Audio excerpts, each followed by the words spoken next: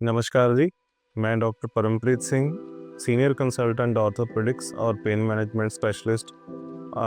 सो friends, आज हम बात करने जा रहे हैं घुटनों के खराब होने के बारे में, जिसको कि मेडिकल टर्मिनोलॉजी में ऑस्टियोआर्थराइटिस भी बोलते हैं।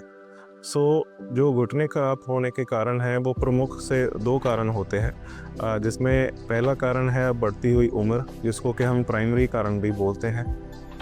देखा जाता है कि हमारे पंजाब की अगर बात करें तो लेडीज़ में जो है घुटने ज़्यादा जल्दी उम्र से ख़राब होना चालू हो जाते हैं एज़ कम्पेयर टू मेल्स।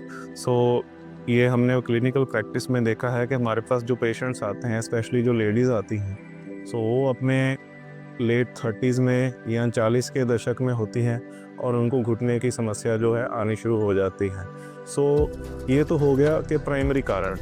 इसको इडियोपैथिक भी बोलते हैं, जिसके कुछ लक्षण इस प्रकार हैं कि जैसे आपको अगर कुर्सी पे आप बैठे हैं या नीचे ज़मीन पे बैठे हैं तो आपको उठते टाइम जो है वो घुटने के अंदर परेशानी होना, दर्द होना, या उसमें घुटने के नीचे जो पिन्नियों में या मांसपेशियों में खिंचाव होना, या आपको घुटनों में से ज़्यादा नॉर्मल से अधिक जो है आवाज़ें आना।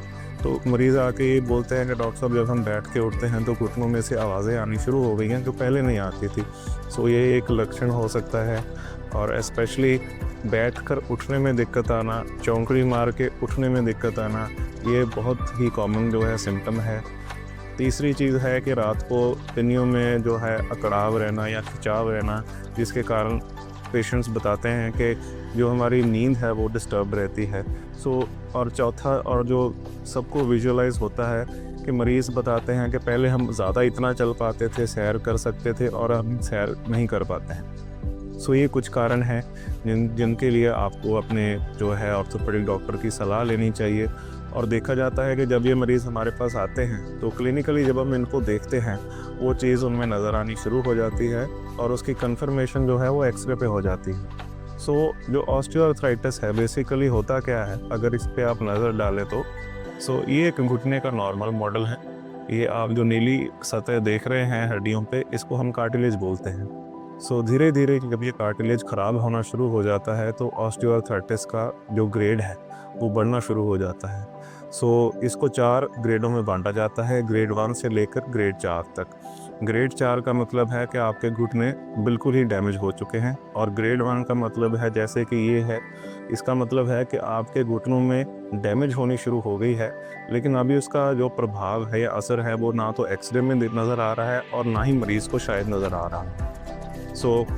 अभी एक और मॉडल मैं आपको दिखाना चाहूँगा। ये एक ग्रेड 4 मॉडल है। अगर इस पे आप ध्यान दीजिए तो आप देख सकते हैं कि जो नीले सतह हैं उस पे ये डैमेज होनी स्टार्ट हो गई है, और उसके साथ साथ ही जो हड्डियाँ हैं जोड़ की, घुटने के जोड़ की, उनकी जो साइड्स की नोकें हैं जो वो बढ़नी शुरू हो गई हैं। इसकी वजह से घुटने धीरे धीरे क्या होता है कि एक तरफ को झुकना शुरू हो जाते हैं। घुटनों का एक तरफ या अंदर वाले साइड या बाहर वाली साइड जो है झुकाव शुरू हो जाता है, और इस वजह से जो है आपने देखा होगा कि मरीज़ जो है उनकी चाल में भी फ़र्क पड़ जाता है।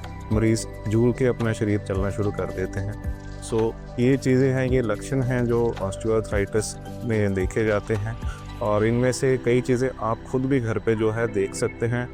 अगर आपको इन सब जो है लक्षणों की से शिकायत है, या आपके घर में किसी बुज़ुर्ग को शिकायत है, तो आप इसके लिए अपने ऑर्थोपेडिक सर्जन से संपर्क करें, हमारे से संपर्क करें, ताकि इसकी जांच हो सके।